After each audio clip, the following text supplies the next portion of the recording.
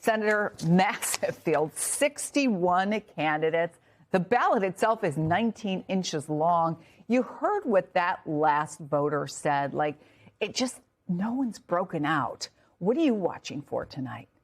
Well, I think the only question is, are the top two candidates both Democrats, or does the Republican make it into the runoff? I mean, this appears to be between Steyer and Hilton as to who's going to take the second place. Becerra feels like he's comfortably ahead at this point, if the polling can be trusted. But as we know, sometimes the polling can't be trusted. And then the other thing you got to think about is, you know, the do-gooders in California, which are of my party, had made a lot of changes out there, including this open primary system, including issues on gerrymandering. And now, dealing with what we're dealing with, it's like their hands are tied in terms of a process that produces the strongest candidate and produces the kind of congressional districts that can compete with Donald Trump trying to redraw a map. So you wonder if all the do-gooding sometimes doesn't turn out to be batting. Yeah, be careful. Be careful what you wish for. Okay, LaVere, because I'm going to call you guys by your last names. I've got two Jonathans here. I mean, look, the stakes were so high early on. Democrats were trying behind the scenes to get some of these folks to drop out. That did not work. But you also have what are really the name people out there who are Nancy Pelosi, Governor Newsom, Kamala Harris, none of them endorsing. So where does that leave this race? Yeah, the one significant candidate who dropped out was Congressman Swalwell in the wake of the allegations that forced his resignation from Congress as well. It's interesting how some of the heavy hitters have held their fire on this, and particularly because it is such an important state for at least two of those three who are mulling White House bids. You know, Gavin Newsom, the current governor, is term limited out. But, you know, if a Republican, if Steve Hilton were to be governor here, that would certainly complicate his future campaign. We know that Vice President Harris mulling her future as well, not committed one way or the other just yet. You know, but certainly to the senator's point, I mean, there's such unhappiness, you know, writ large with politics right now. But in California, a state that is so deep blue, you'd think would be would field strong candidates, particularly in a year what feels like a blue wave. And to this point, anyway, none of them have really broken through. Yeah, there was a lot of hope for Kamala Harris, and that didn't work out. So, Capehart, the New York Times talks about Tom Steyer as a progressive outsider, and this is what they wrote, quote, "The whole animating idea and tension of Steyer's candidacy is that of a populist billionaire who wants to tax billionaires and corporations. On the other side is Becerra, who served in Congress, in the state legislature, as the state attorney general, and in the Biden cabinet. And Becerra's argument basically boils down to experience counts. What will these results between these two men tell us about where the voters' heads are?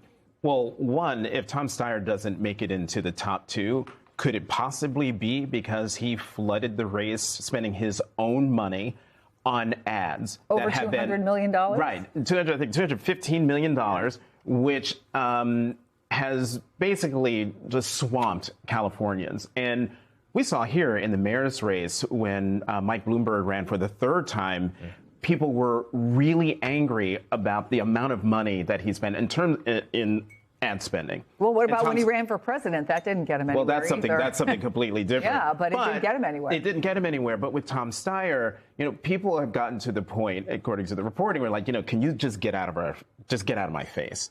And so that's the problem that I think Tom Steyer has. Also, in some of the polling, he is coming in third, but not like within the margin of error. So it could be that he makes it into the top two. But the fact that former Secretary Becerra started to surge after Congressman Swalwell got out of the race, he was in single digits before Swalwell got out of the race.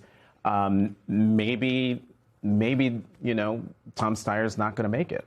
The other interesting thing to me, Senator, are the House races, right? Because you have at least three cases where there are young progressives who are taking on longtime members of Congress, something in the olden days that all of us, sadly, are old enough to remember. You just didn't do that. You just didn't come in and try to mount a serious challenge to a successful longtime member of Congress. For example, they're all in their 70s and 80s. Some of the folks who are running against them are less than half their age. The guy who's running against Brad Sherman, 42-year-old Jake Levine, was quoted as saying this: "The reality is that in this business, there comes a time when you just age out. You lose your connectivity to the people that you're representing." What do you say to that? No, I'm old. No. Are you running? This is painful for me to talk about. So here's the thing. I think it depends on the candidates and it depends on the individual race. But I would tell Becerra to change his message, because right now in America, saying you've had experience in government for decades is not a winning message, because everybody feels like government has failed them for decades.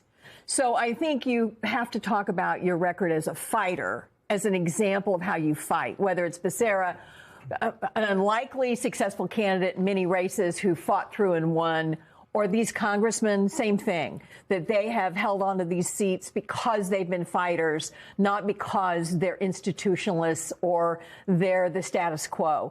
The danger of it used to be incumbents rule. Yeah. Now it is very dangerous to be an incumbent. So you've got to shift your message from, hey, I've been here forever, I deserve to be here forever, to, hey, I've been here because I fight. And let me show you how I fought. And then maybe they'll prevail. But a lot of it will depend on the strength of these challengers, their candidates. Some young challengers do very well. Some fall flat on their faces. And to be fair, we often over-extrapolate from results. Having said that, I am fascinated by the return of, let's call them celebrity candidates, right, Lemire? In California governor's race, you got a former Fox News personality, Steve Hilton, potentially advancing, right? In the LA mayor's race, you have a reality TV star, Spencer Pratt, essentially neck and neck, right, with the incumbent, Karen Bass.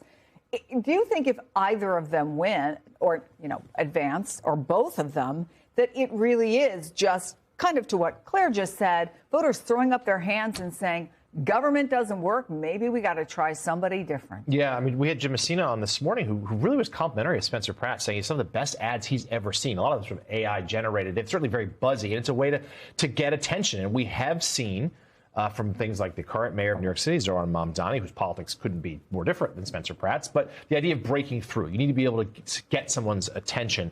And I do think there is a sense in California, a state that's really suffering with high prices, oil and gas particularly, but the housing crisis there and more. Though Gavin Newsom has received high marks for the way he's taken on Donald Trump, I think there is a sense of sort of malaise a little bit among the Democratic Party there. Now, Pratt and Hilton, it is still such a deep blue state, and one that has elected governors of Republican swath before, but not for a while. Trump coming in here in the last minute and sort of saying he backs the two of them probably doesn't actually help. No, hurts. It hurts. And by the way, the last Republican governor was a celebrity himself. So, Right. Schwarzenegger. Yes. I'm wondering, Capehart, a little bit more about Pratt, because he was on Bill Maher, and it gave folks some insight into what he knows and what he might not know. So let's take a look at that.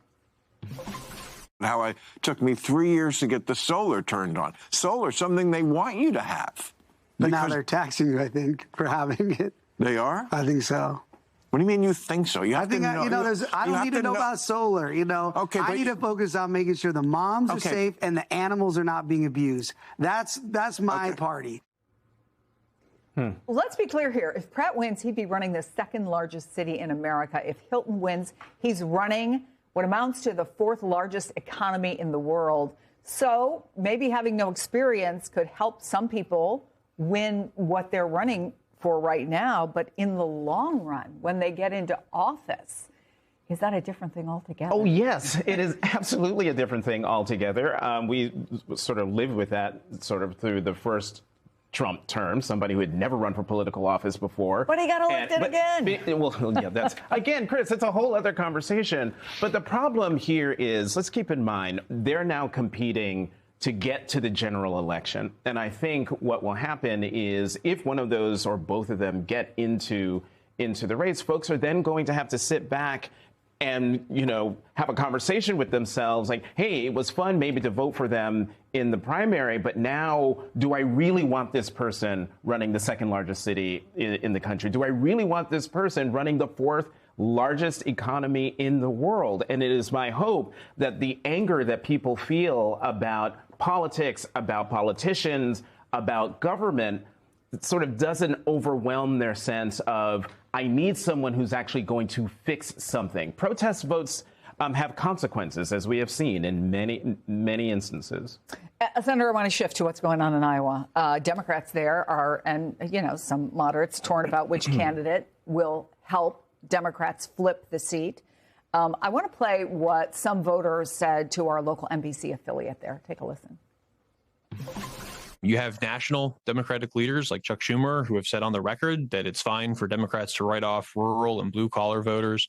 And I could not disagree more. I think this comes down to electability. I'm someone that has represented the reddest district in the legislature and one in the 2 worst years to run as a Democrat in the state. So obviously not voters, the candidates. Is one of them clearly making more sense to you or looks stronger for Democrats if that seat is going to flip? Well, it's an interesting strategy to try to twist what Chuck Schumer said into saying that Democrats that are in office now don't care about rural America. I couldn't disagree more with that statement. Listen, Turek has a lot of money that has come in behind him. A lot of labor union support. Vote Vets has spent a fortune promoting his candidacy. I think he is a stronger candidate in the fall because Iowa is, while it has big progressive pockets, like every state does, Iowa's very much like my state. I mean, I know these progressive pockets in my state, but I also know to get elected in a general, mobilizing all the progressive pockets is not enough in a state like Iowa and Missouri. You've got to get those leaners. You've got to get people who voted for Barack Obama and voted for Donald Trump. And there are people like that in Iowa, and that's who Walz is going and who Turek is going after. And he's got a compelling story. I mean, this is a man who's fought through all kinds of adversity. So he's got a compelling personal narrative combined, I think, with a broader appeal that reaches through the middle of Iowa, not just to the far left.